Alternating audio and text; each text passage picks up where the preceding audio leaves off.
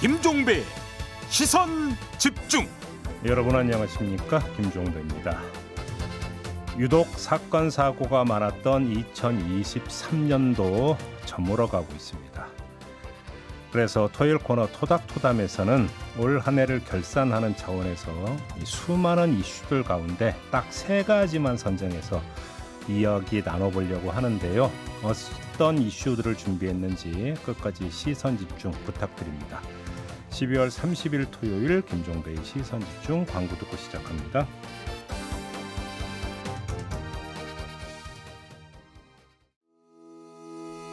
시선 집중은 촌철님들의 다양한 목소리를 기다립니다. 짧은 건 50원, 긴 건 100원인 문자메시지 샵 8001번, 스마트 라디오 미니와 유튜브 라이브로도 시선 집중과 함께하실 수 있습니다.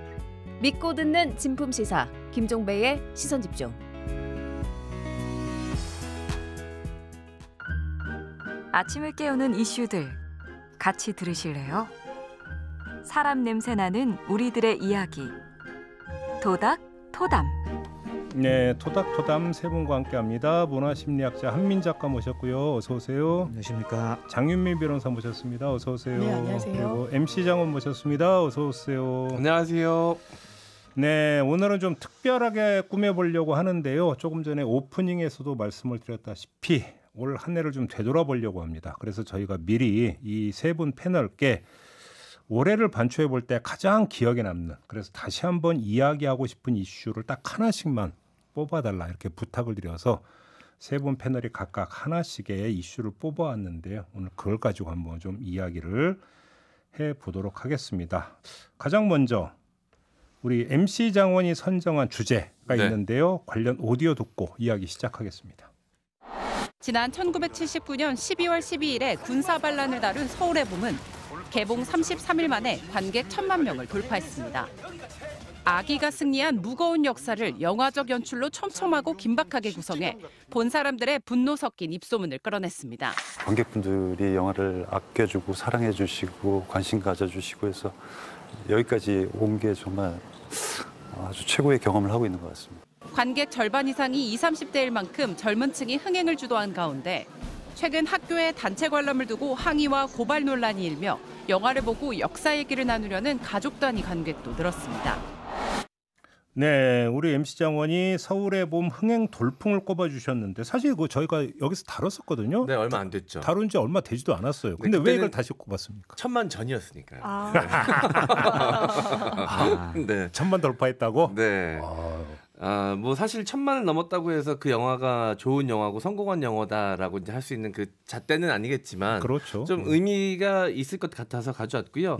그리고 또 중요한 이유 하나는 2023년을 이렇게 반추해 보면서 어떤 굵직한 일들이 있었나, 어떤 이슈가 있었나 생각을 해보니까 너무 가슴 아픈 일들만 떠오르는 거예요. 네, 그래서 좀 하나라도 좀 근데 그나마 좀 기쁘게 받아들일 수 있는 소식을 전하면 좋겠다라는 생각이 들어서 서울의 봄 1,000만 소식을 좀 가져와 봤습니다.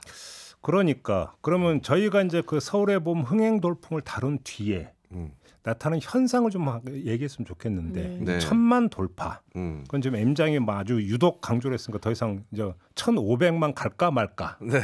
요 얘기를 할까 말까. 그거 말고 그 뒤에 나타났던 좀 저희가 주목해서 봐야 되는 현상이 가로 세로 연구소를 비롯한 좀 극우 유튜브들이 단체 관람한 학교에 몰려가거나 그 학교장을 고발하는 일이 있었단 말이에요. 그렇죠. 이 현상을 어떻게 볼 것인가 좀 얘기를 했으면 좋겠는데 우리 장윤미 변호사는 어떻게 평가하십니까? 저는 건강한 문화지형을 이렇게 무너뜨리는구나 아쉬웠습니다. 네. 저도 12.12에 대해서 뭐 많이 들었지만 제대로 알지 못했구나를 영화 보고 알았어요. 그날을 재구성하고 뭐 가공된 여러 부분들이 있다고 하지만 기본적으로 역사적 사실에 기반해서 이제 만들어진 영화인데, 저희가 이거는 좌우의 문제도 아니고요. 진보와 보수의 문제도 아닙니다. 대한민국이 어느 한순간 이런 역사를 겪었다는 거, 그리고 그 뒤에 민주화를 이뤄냈다라는 거에 하나의 그 전제가 되는 그 사실들에 대해서 저는 모든 세대가 정확하게 알 필요가 있다라고 생각해요. 그런데 이 부분이 이게 좌파 영화다, 진보 영화다라고 하는 거 저는 오히려 전두환과 제대로 절연하지 못했구나 이 진영이 이런 생각이 오히려 들었고요.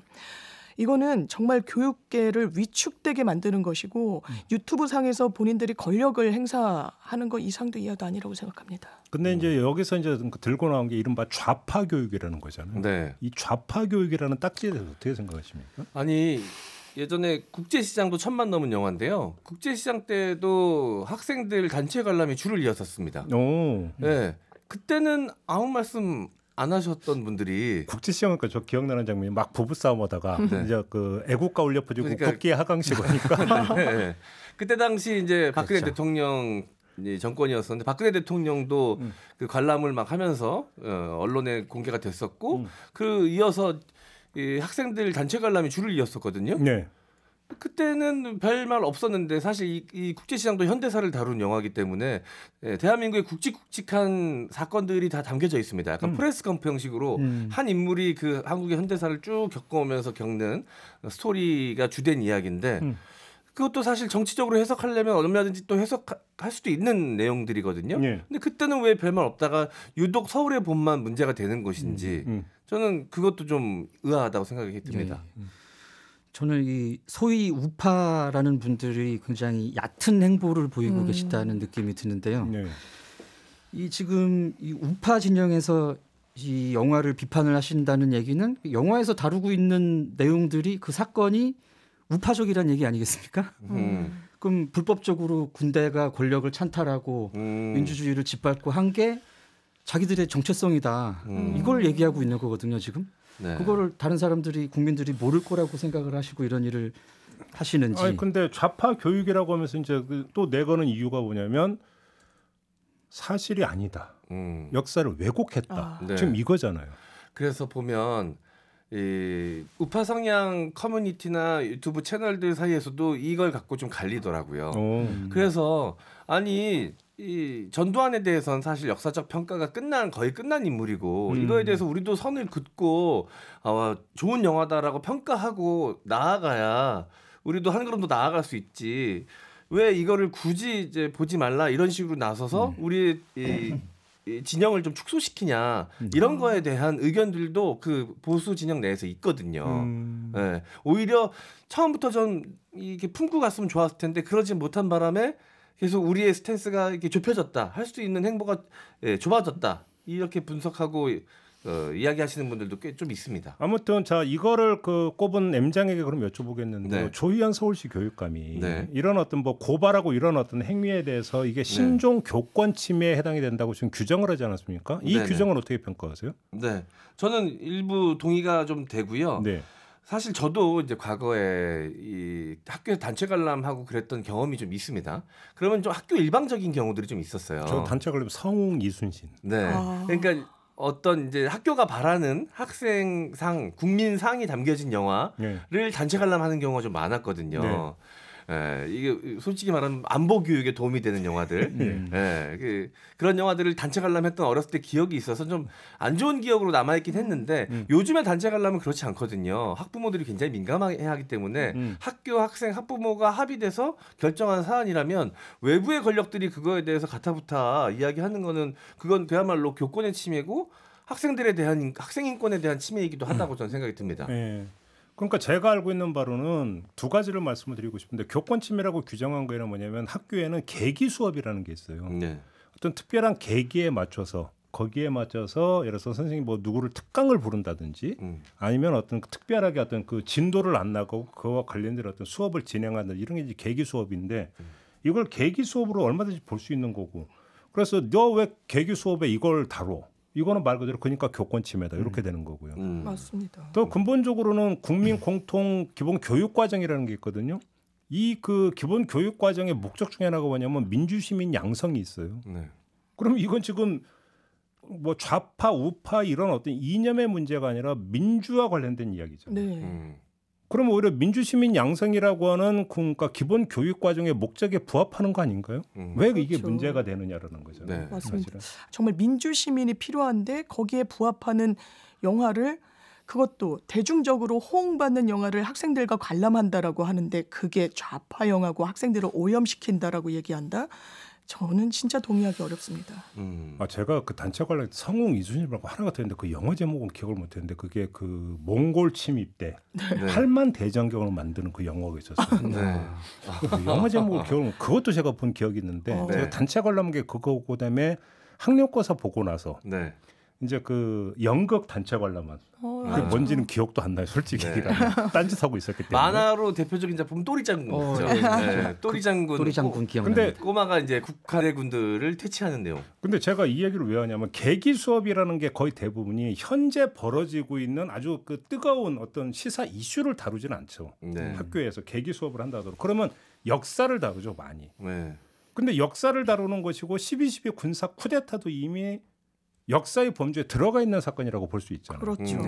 그러니까 왜 이걸 굳이 문제 삼을 이유가 뭐가 있느냐라는 거거든요. 이게. 그런데 저희가 또 너무 어두운 것만 이야기하지 말고 한편으로 보면은 올해에서 그래서 이제 그 12.12 군사 쿠데타 하면 전두환이 당연히 제일 먼저 떠오르고. 그러면 관련 인물로 전우원 씨.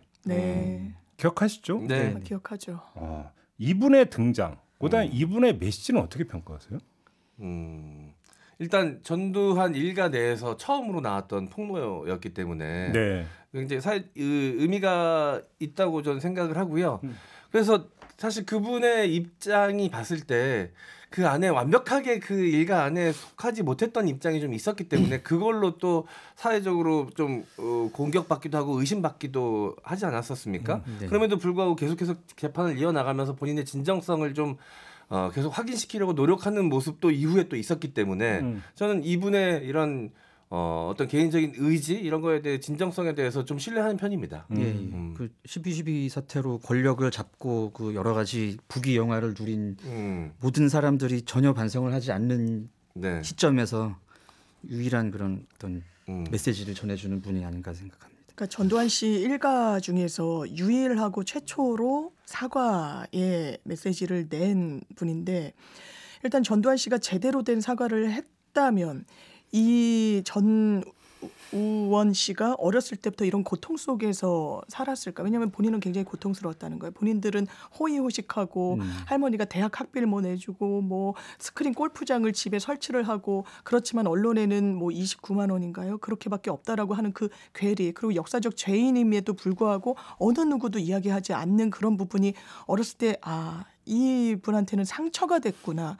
이 역사적 죄인으로서 치러야 되는 대가를 그 선대가 치르지 못하니까 후손이 이렇게 대속하는구나 이런 생각이 들었고요. 그런데 안타까운 건 그렇다면 전두환 씨 일가의 그 이후의 반응 아픈 아이다 뭐 이런 취지였기 때문에 여전히 반성이 멀구나 이런 생각 들었습니다. 이 전두환 씨 때문에 국민들이 분노하는 지점도 있었지만 그 일가가 그 이후에 보이는 행보 때문에 더 분노하시는 국민 여러분들도 많이 계시거든요.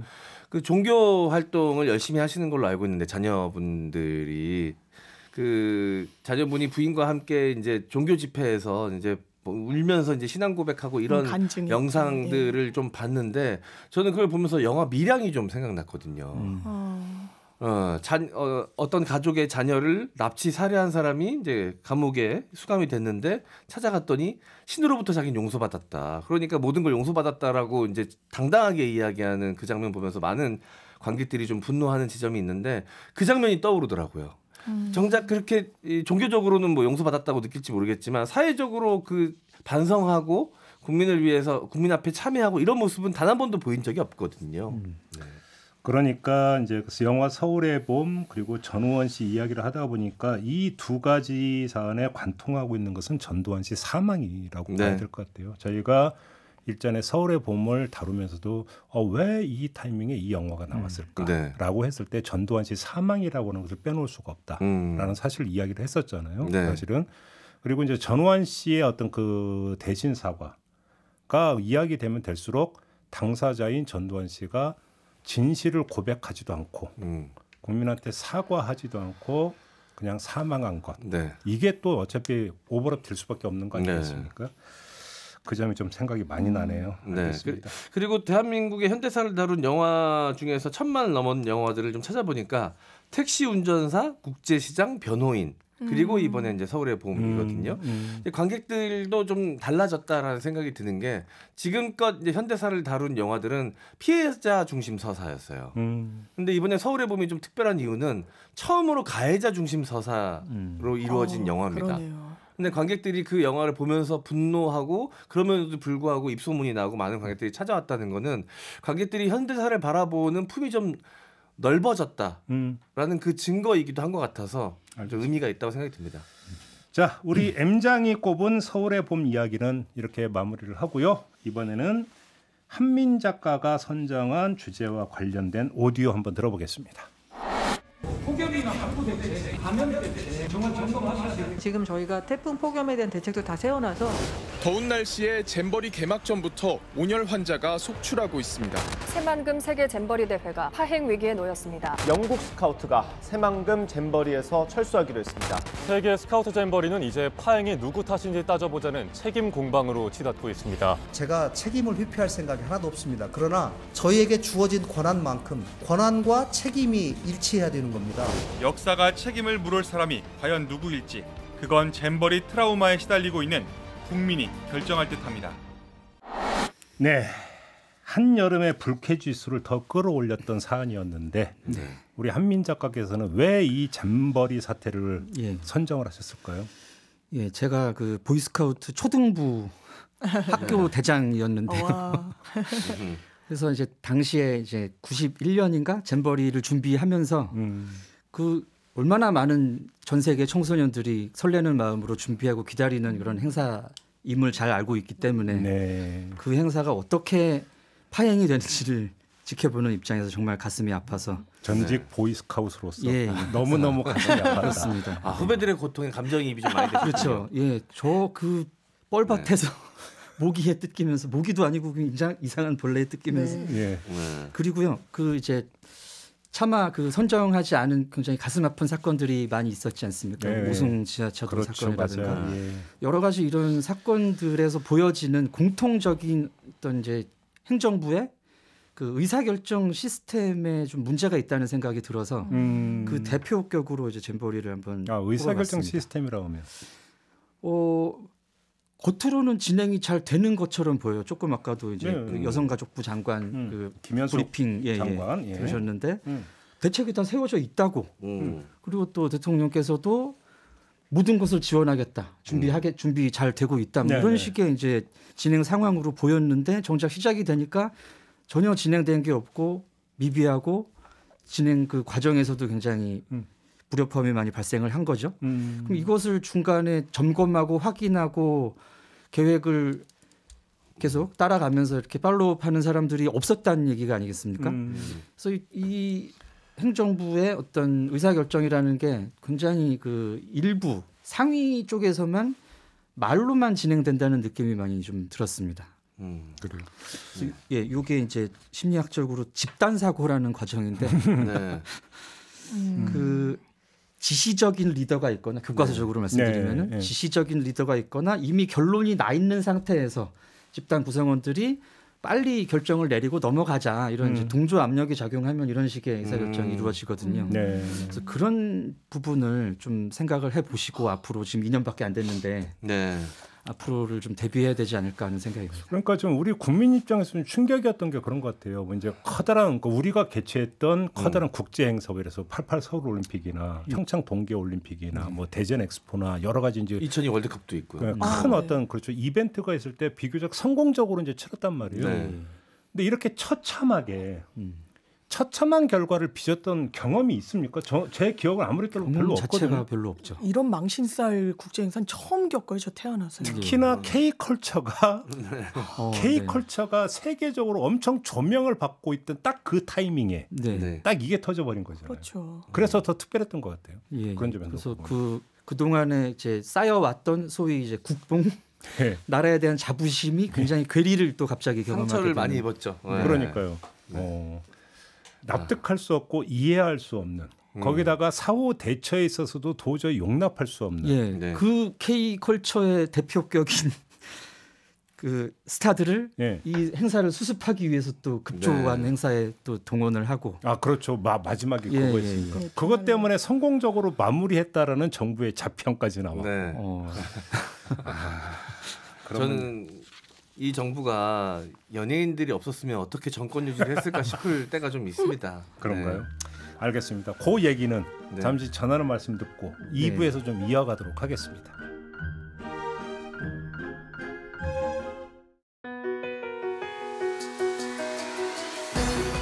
함께 가야 할 길을 묻습니다.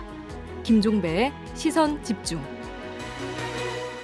네, 시선 집중 토요일 코너 토닥토담 세 분과 함께하고 있습니다. MC 장원, 장유미 변호사, 한민 작가 세 분과 함께하고 있는데요. 오늘은 이 세 패널이 꼽은 올해 이슈 하나씩 세 개의 이슈를 가지고 좀 이야기를 나누고 있는데요.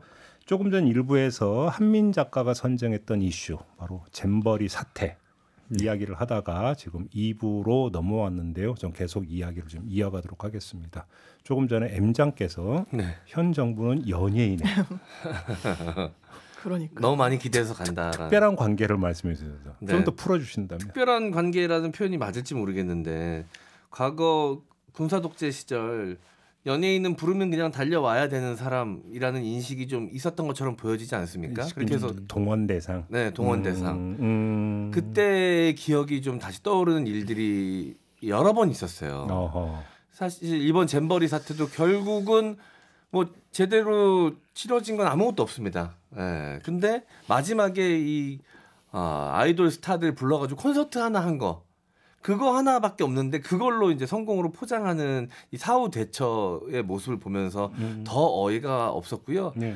비슷한 사건 또 하나가 떠오르는 게 그 한미 정상회담 앞두고 그 블랙핑크라는 아이돌 그룹을 뭐 섭외를 하겠다 뭐 이런 얘기가 나와가지고 레이디 가가와 함께 그래서 이제 뭐 이게 사실이다 아니다 뭐 설왕설래 말들이 많다가 외교 라인까지 교체되는 결과를 초래했었죠. 뭐 그것 때문인지 아닌지는 확인은 안 됐습니다만 네. 뭐 시간 순으로 설명을 드리자면 그런 일도 있었고 아니 연예인들을 바라보는 시각이 결국 좀 조금만 확장을 시켜보면 국민을 바라보는 시각하고도 좀 맞물려 있지 않을까라는 걱정과 우려가 좀 드는 거죠. 근데 그 말씀하시니까 사실은 그러면서 이제 그러니까 새만금에서 철수하면서 그 뒤에 빚어졌던 그 양상을 보면 연예인을 동원했을 뿐만 아니라 공무원들도 군인들 공무원들도 그냥 그 저기 뭐냐면 그 자기적으로 그냥 마음대로 동원할 수 있는 대상으로 여겼던 측면도 좀 있지 않습니까? 그래서 수많은 공무원들이 그 사실 말이 안 되거든요. 저도 이제 행사 기획도 예전에 많이 해봤지만 아주 작은 행사 준비할 때도 최소 한 달은 필요합니다. 그렇군요. 진짜 빠듯하게 준비해도 2-3주는 있어야 돼요. 근데 이때 정말 며칠 상간으로 이게 장소 섭외도 안 돼서 맞아요. 그때 월드컵 경기장 어디 그냥 행사 치르겠다라고 해서 팬들과 그 축구팀이 난리가 나가지고 행사장을 옮기기도 하고 이랬던 거 기억나시죠? 그때도 그냥 자기네가 거기서 한다 그러면 할 수 있을 거라고 생각했거든요. 그리고 이 상암 월드컵 축구 경기장도 이후에 또 축구 경기 일정이 있었어요. 근데 사람들이 그 잔디밭 위로 그냥 올라가면 장비 다시 재정비하는데 또 시간이 필요하고 거기서 축구 경기가 열릴 수 있을지 없을지 장담할 수 없는데 그냥 열렸거든요. 그 행사가 그냥 강행됐습니다. 네. 그런 모습들을 보면서 야 지금 2023년에 어떻게 이런 식으로 일들이 진행될 수 있지? 야 우리 대한민국이 너무 과거로 지금 퇴행하고 있는 것 아닌가라는 걱정이 좀 되는 거죠. 근데 어떻게 보세요? 그리고 나서 이제 올해 말에 부산 엑스포 유치 실패로 결과가 이제 나왔는데 이게 혹시 잼버리 파행이 일정하게 영향을 미쳤다고 보세요? 어떻게 보세요? 전 당연히 영향이 있지 않았을까 싶습니다. 왜냐하면 표를 던지기 위한 국가들이 뭘 보겠습니까? 이 나라가 그럼 직전에 국제 행사를 얼마나 잘 치러냈는지 다른 참가자들에게 뭐 안전이나 뭐 보안이나 건강이나 이런 부분에 대해서 애써서 제대로 기획을 하고 했는지를 보지 않겠어요? 그런 거 없이 무슨 근거 없는 자신감으로 엑스포를 유치할 수 있겠다고 자신했는지 과신했는지 좀 알기가 상당히 어렵고요. 이거는 총체적 난국입니다. 몇 년 전부터 국감 등을 통해 가지고 문제 제기가 있었거든요. 치러지는 이 공간에 대해서는 그늘막도 없고 화장실 공간도 부족할 수 있으니까 점검하고 있느냐. 주무부처인 여성가족부가 뭐라 그랬습니까? 그렇다라고 했습니다. 그리고 문제가 터지니까 본인들이 자신하고 점검했다라고 하는 말과는 싹 다르게 전 정부에서 유치한 행사 아니냐라고 했어요. 그때 준비가 부족했기 때문에 그런 거 아니냐라고 굉장히 무책임하게 얘기했습니다. 그러면 공은 본인들 것이고 관은 다 타인과 국민들과 전 정부 탓입니까? 아니 이게 어떻게 국정 운영의 주체가 할 수 있는 태도이자 발언이자 행동인지 이해가 되지 않습니다. 근데 지금 새만금과 엑스포를 이야기를 하니까 공통점이 있네요. 그게 뭔지 아십니까? 무엇일까요? 실태 파악이 안 됐다라고 하는 공통점이 있어요. 네네. 실무와 뭔가 연결이 되지 않는 현장 파악이 안 되고 있다는 거죠.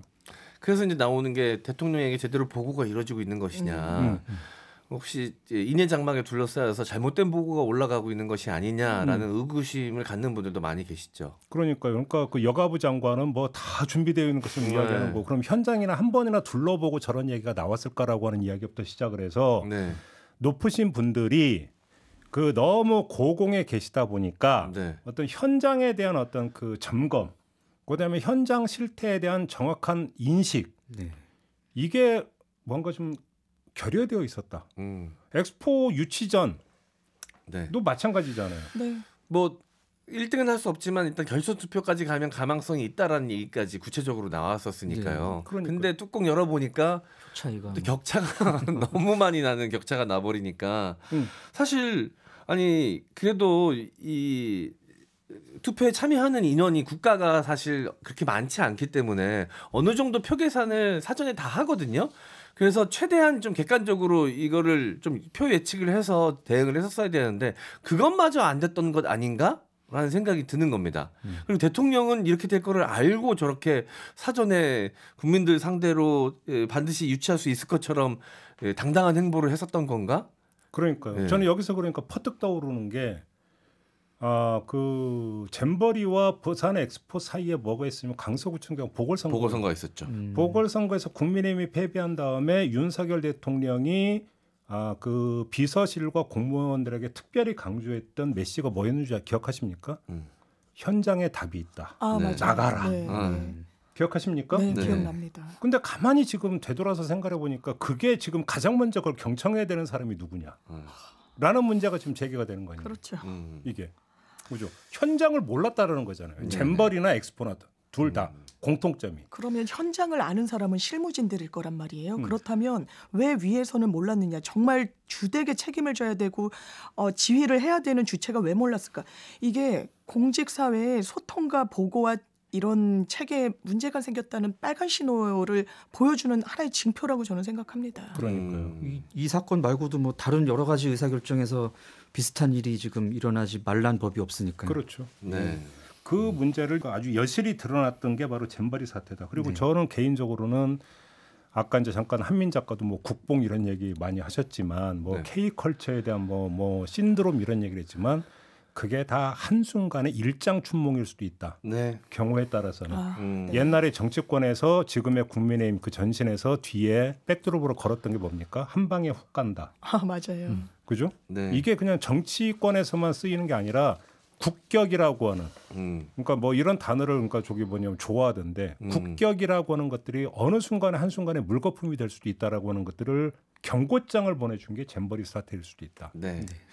그리고 이 잼버리 사태도 그렇고 부산 엑스포 유치 실패도 그렇고 더 기름을 붓는 격이 됐던 것이 이 사후 대처였거든요. 이 부산 엑스포 유치 실패 이후에도 나왔던 말이 사우디아라비아의 왕권 강화를 위해서 금권 투표가 이루어졌기 때문에 우리가 졌다. 이런 얘기 또 그것도 다른 나라 탓을 하는 거잖아요.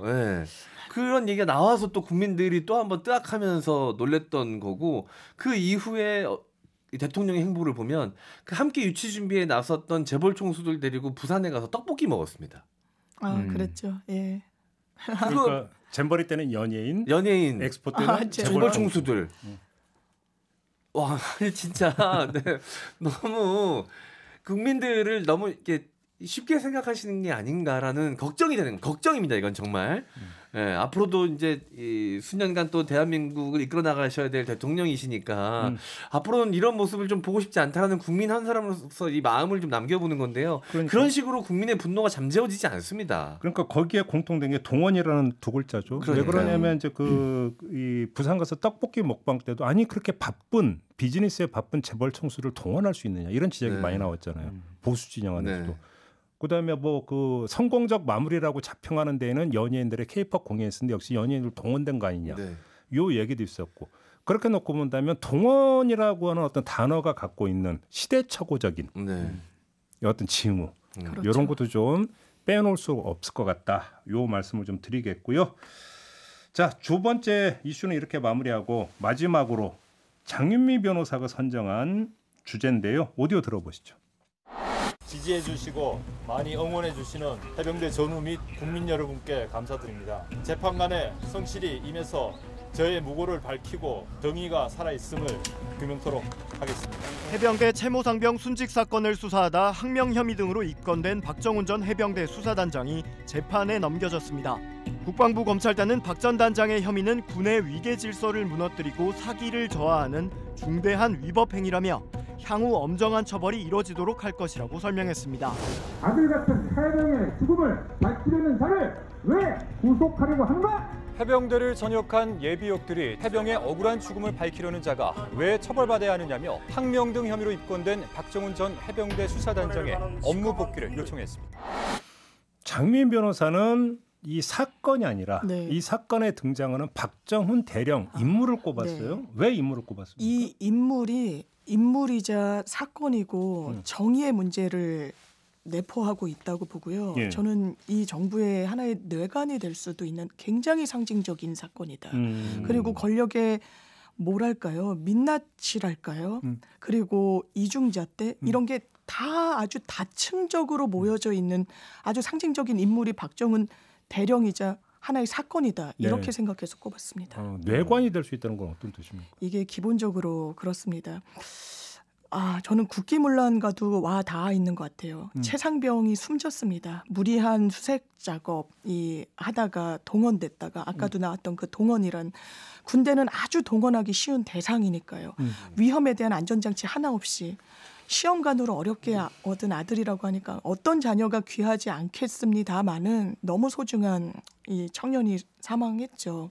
수사가 이뤄졌습니다. 군 경찰에서 이거는 지휘부의 책임이다라고 해서 업무상 과실치사죄로 의율해야 된다라고 경찰에 이첩하려고 했습니다.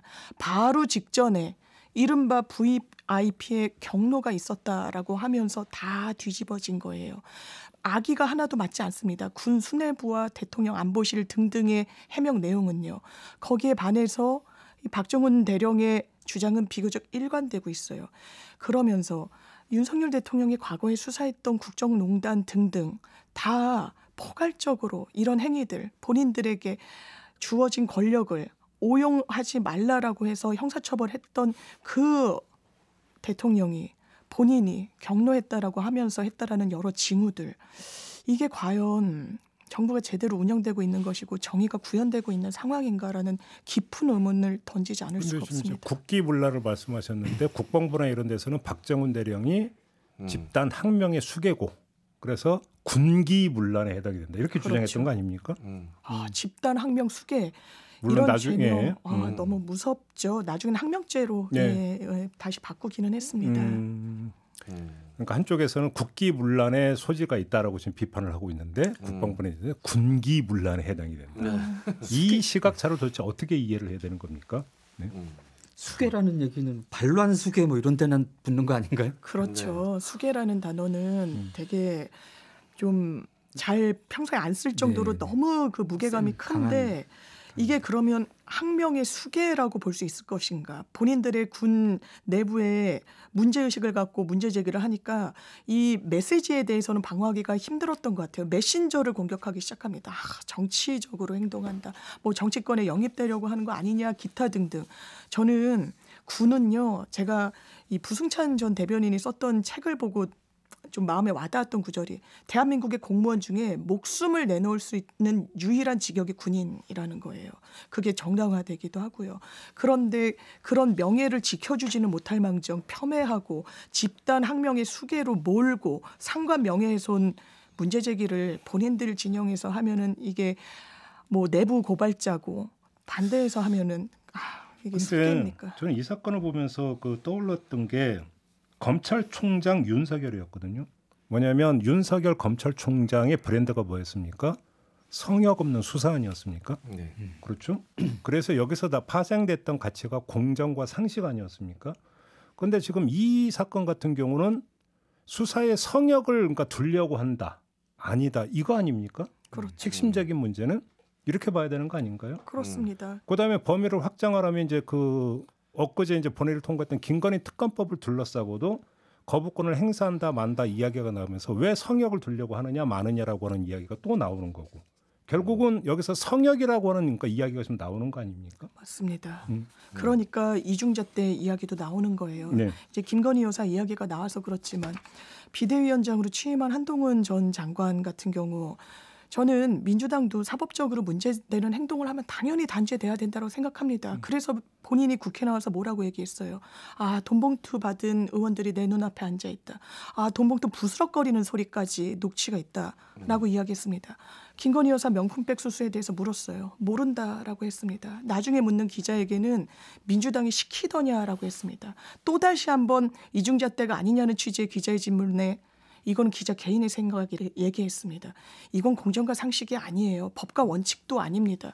이중잣대, 내로남불 그 이상도 이하도 아니라고 생각합니다. 그러니까 어렵게 얘기할 것이 윤석열 대통령 본인이나 아니면 윤석열 대통령의 가치를 존경하는 사람들의 입장에서는 박정훈 대령이야말로 성역 없는 수사를 하고자 했던 사람으로서 평가를 해줘야 되는 거 아닌가요? 네. 그게 일관성 있는 거 아닙니까? 네. 이게?